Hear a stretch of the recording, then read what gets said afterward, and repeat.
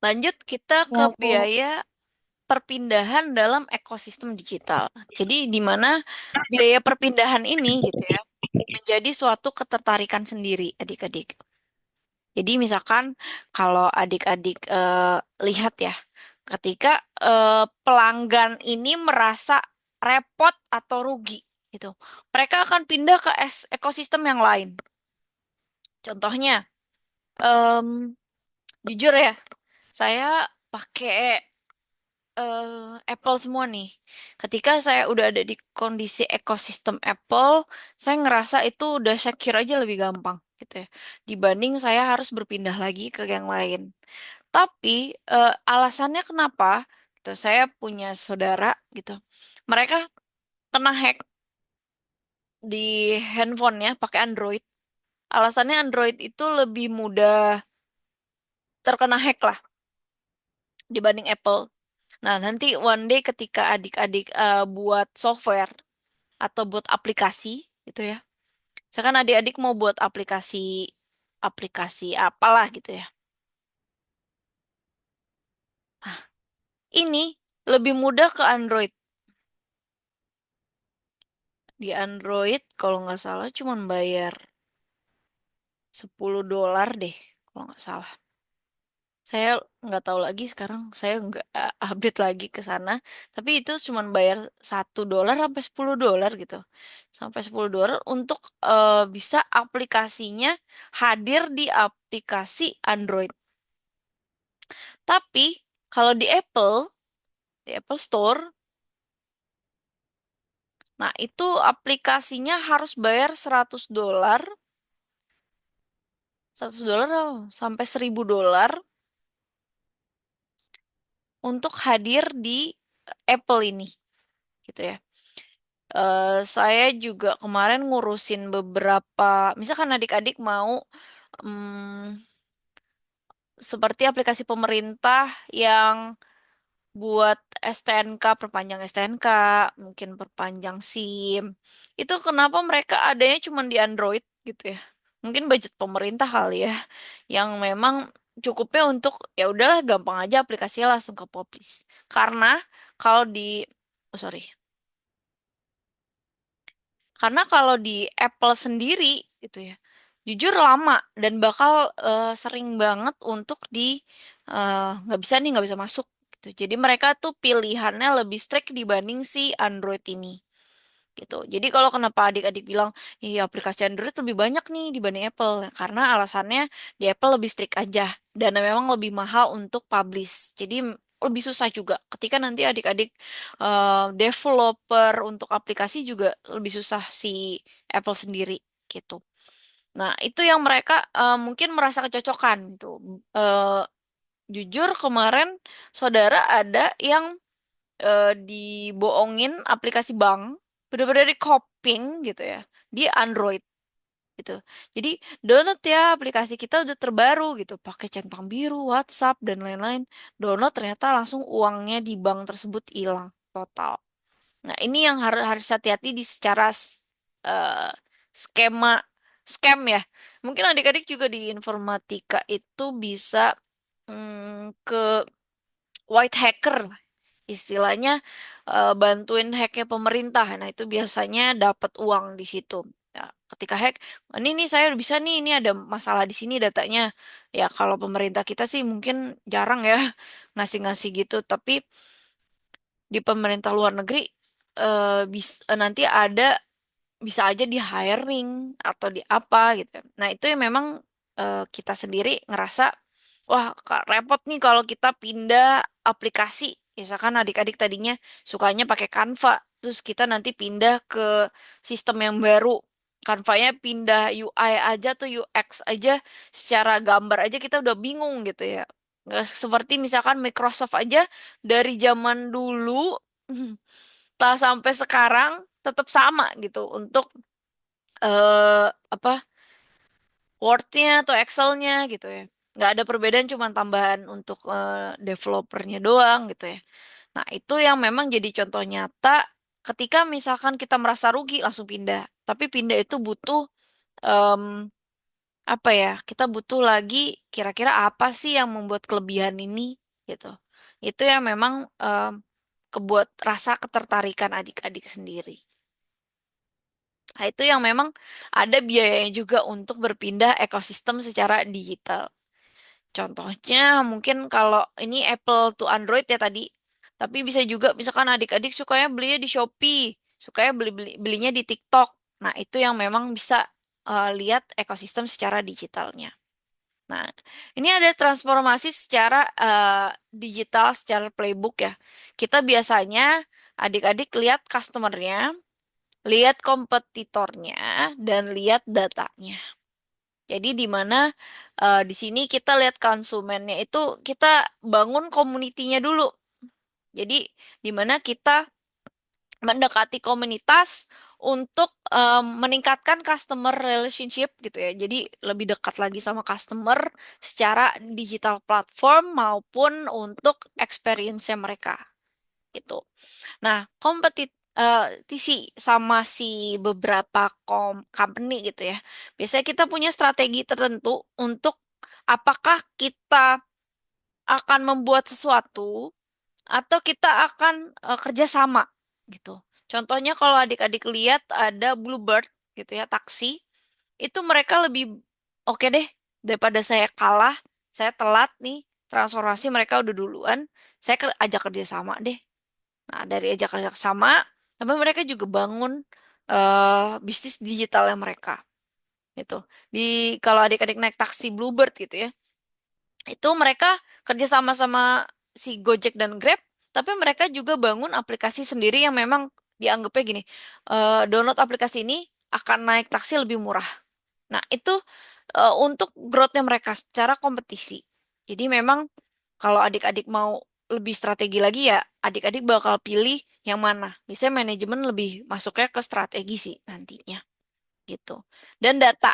Nah, ini biasanya mastering data itu sangat-sangat perlu gitu. Jadi memang strategi aset itu kita yang buat data ini menjadi strategi untuk decision making atau pemilihan kita gitu. Kita pilih yang mana nih untuk strategi kita gitu.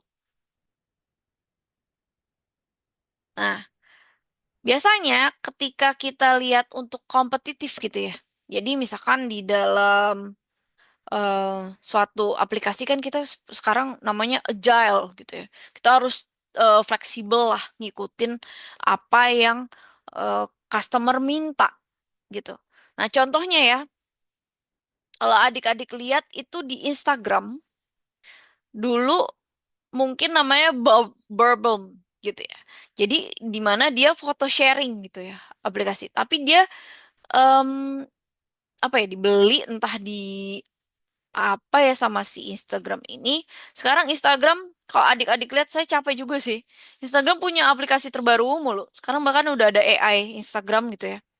Nah, itu download-download terus tuh aplikasinya ada beberapa. Jadi dia karena takut keberatan dia nggak bisa jadiin satu aplikasi. Jadi dia buat beberapa aplikasi di Instagram kalau adik-adik download gitu.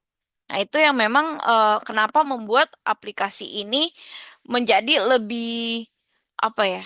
Lebih sukses dibanding si Bobburn ini ya karena lebih adaptif aja ketika nanti untuk bisnis, oh dia bisa ngeling bisnis to bisnis, oh dia bisa link itu sih ini. Dan mereka memang udah dibeli juga ya sama si Facebook ini, gitu, sama bisa ngeling ke WhatsApp juga gitu. Jadi ngeling ke Facebook, WhatsApp, Instagram, Threads baru. Jadi Threads ini sama kayak X, tapi X kan udah mulai dipegang sana ya. Dan Threads ini ngikutin. Nah ini mereka udah bangun apa ya istilahnya strategi bisnis yang udah besar banget gitu dan memang ada ancaman disrupsi digital. Jadi kalau adik-adik lihat informatika sekarang nih gitu ya, menurut saya untuk menjadi software engineer itu udah kegurus sama AI. Cuman kita AI engineer. Saya saranin adik-adik nanti lebih ngambil ke sini karena dari AI aja langsung bisa jadi ini gitu secara cepat. Mungkin untuk jadi ini lebih pada metode pembenaran aja gitu, pemeriksaan aja gitu. Jadi eh, saran saya sih nanti adik-adik lebih ngambil ke sini aja. Cuman memang saya lihat dosen-dosen pada belum terlalu update untuk ke sini. Mungkin nanti untuk yang ngambil ini pun masih pada baru-baru gitu ya. Saya pun udah ada sertifikasinya untuk AI Management System, di mana itu berbasis si software engineer ini perlu, emang sebagai software engineer ini ketika kita dari AI itu kita perlu ada pembenaran dari kode ya, kode software sendiri. Tapi eh, di sini kita ada cuman membenarkan saja yang memang misalkan bugs atau mungkin salah atau mungkin ada yang perlu diganti-ganti. Nah, kita hanya tahu sekitar itu. Nah, ini kita nggak perlu lagi bangun dari awal seperti zaman dulu gitu. Nah, ini yang sebenarnya si SE ini gitu ya, software engineer ini kena disrupsi digital ini. Jadi sama dengan contohnya bisnis kalau adik-adik masuk konsultan gitu ya. Di konsultan, konsultan itu biasanya software engineer dulu zaman dulu ya. Sekarang masuknya ke AI engineer. Tuh, jadi mungkin nanti manajemennya lebih ke manajemen, entah nanti manajemen AI atau nanti adik-adik.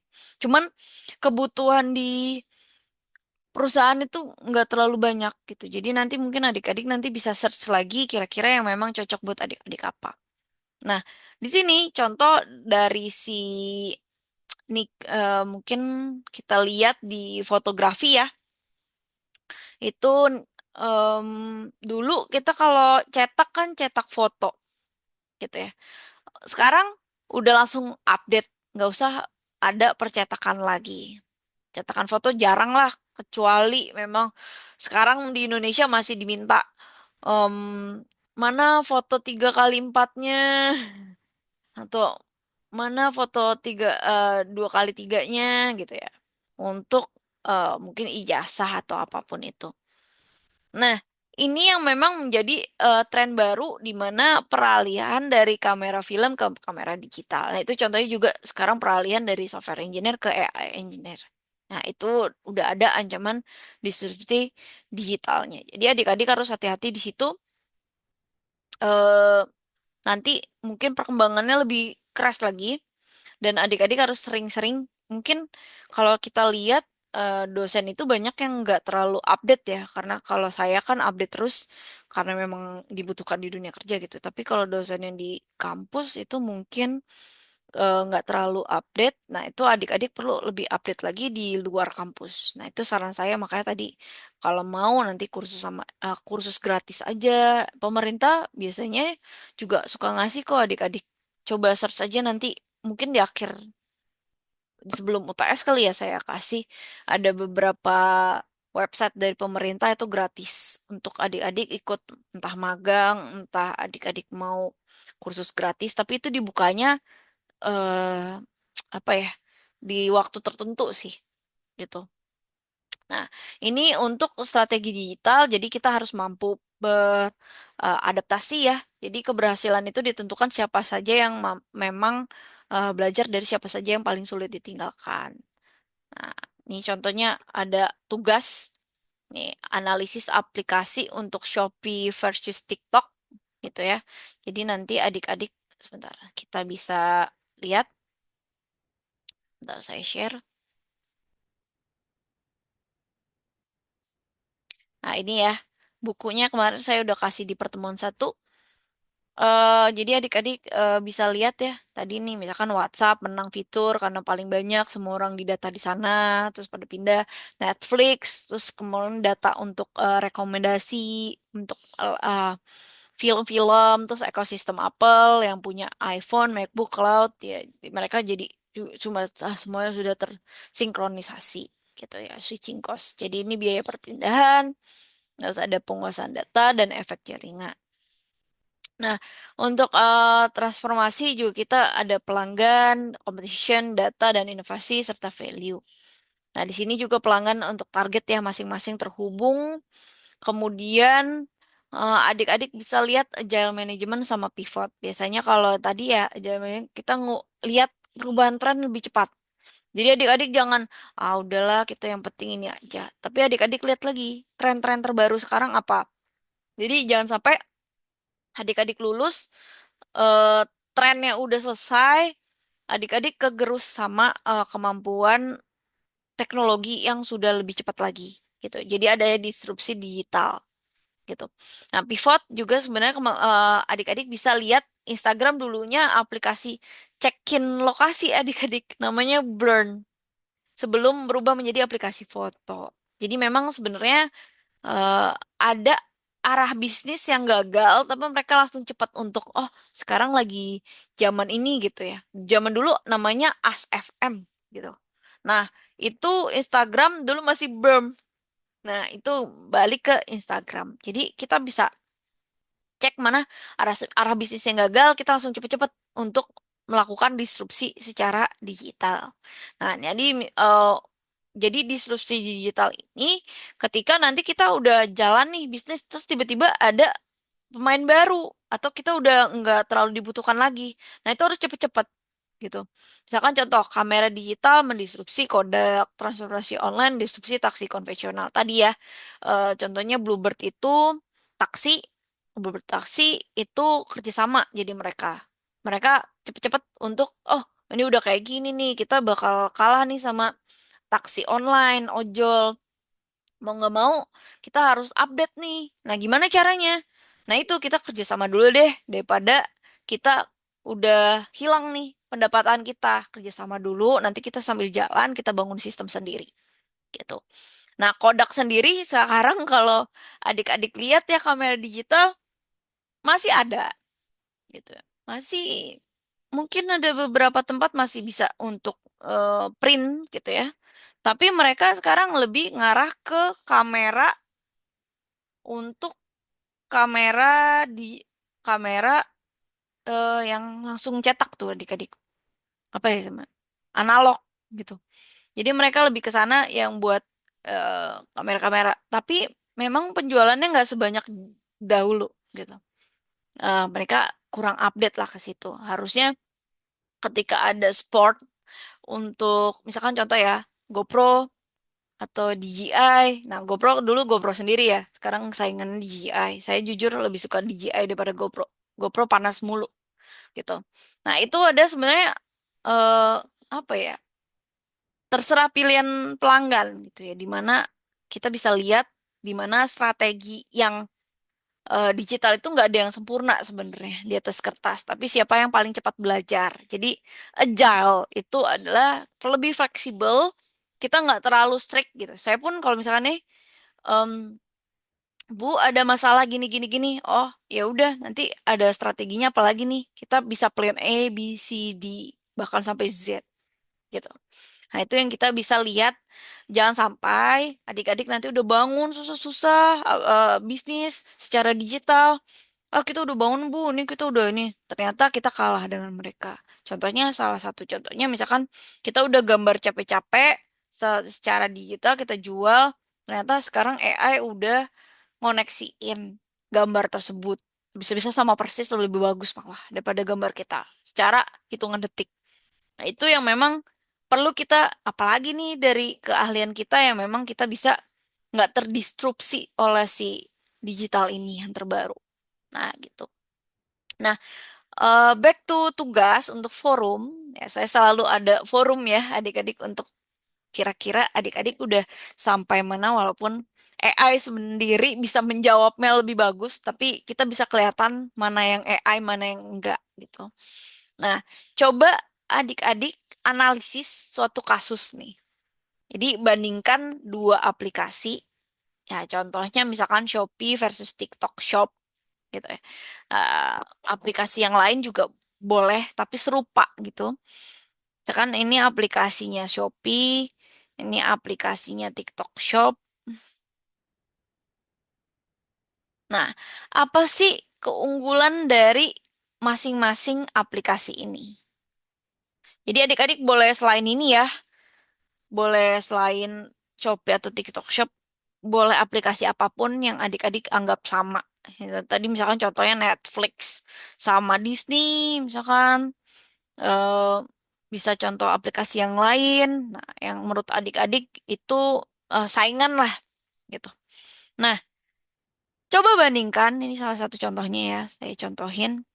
eh Coba dari dua aplikasi ini keunggulannya apa?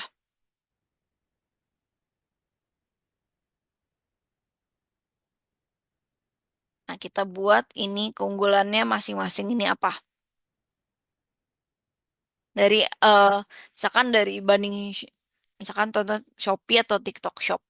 Keunggulannya apa-apa sih dari masing-masing aplikasi ini gitu. Nah, mengapa?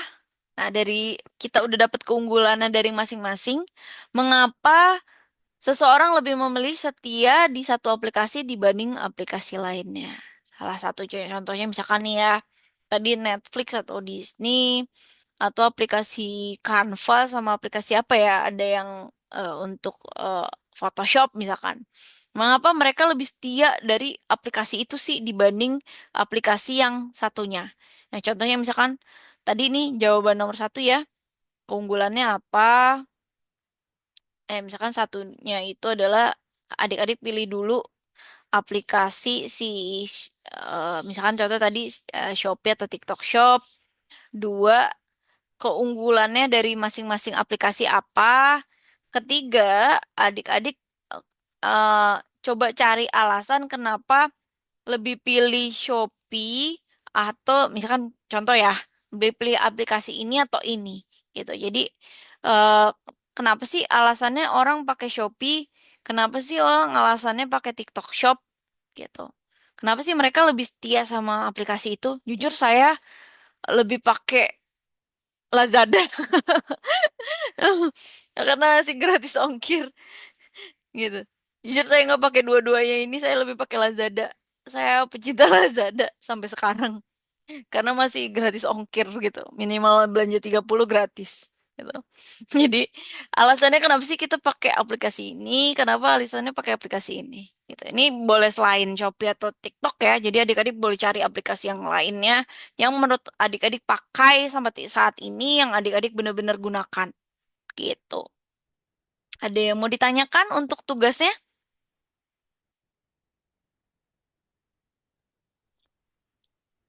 Bisa Ibu. Udah dipahami ya. Jadi adik-adik boleh pilih dua aplikasi ya. Boleh sama lah Shopee atau TikTok atau aplikasi yang lain. Gojek, Grab, entah Netflix sama Disney Pixar gitu ya. Atau adik-adik mau pilih tadi apalagi ya Canva sama Photoshop. Entah adik-adik mau aplikasi yang lainnya gitu ya. YouTube sama apa ya? YouTube ada lagi sama apa ya? Lupa. Ada aplikasi yang lainnya gitu ya. Misalkan Instagram atau TikTok. Nah, itu bisa dua aplikasi yang serupa, mirip-mirip gitu. Dari keunggulan masing-masing, ketika adik-adik udah pilih nih aplikasi apa yang adik-adik mau pilih, adik-adik cek kira-kira keunggulannya dari masing-masing aplikasi ini apa gitu ya. Dibanding aplikasi satunya. Jadi adik-adik misal pilih saya Lazada atau Shopee gitu ya. Saya pilih Lazada gratis ongkir, Shopee udah enggak. Terus misalkan Shopee cuma gratis ongkirnya minimal pembelian 50.000 atau 100.000. Sedangkan kalau Lazada 30.000 aja udah gratis gitu. Misalkan seperti itu. Nah, kemudian mengapa seseorang lebih memilih setia pada satu aplikasi tersebut dibanding lainnya? Misalkan setia kepada Shopee, kenapa sih? Setia kepada TikTok, kenapa sih alasannya? Nah, ini bisa dicoba cek. Nah, itu adik-adik boleh milih aplikasi apa aja yang memang adik-adik ketahui. Contohnya tadi ya, Gojek, Grab, atau Maxim sekarang ada gitu ya. Yang adik-adik ketahui. Gitu. Jadi ya, ini ada tiga ya, tiga notes di mana pilih dulu aplikasinya apa, cek keunggulan masing-masing, lalu kenapa sih orang lain atau adik-adik sendiri memilih aplikasi yang ini, terus kenapa sih milih aplikasi yang ini, apa sih yang eh, lebih memilih setia kepada yang aplikasi ini dibanding yang ini. Gitu. Jadi bisa perbandingan kalau TikTok misalkan oh link sama TikTok Jadi lebih gampang untuk belinya. Kalau Shopee, oh Shopee ini banyak diskon atau apa. Nah, itu yang bisa menjadi eh, pembeda satu sama lain. Jadi itu yang adik-adik bisa rencanakan. Bisa dikerjakan ya untuk forumnya. Mungkin ada yang mau ditanyakan sebelum saya tutup pertemuan hari ini.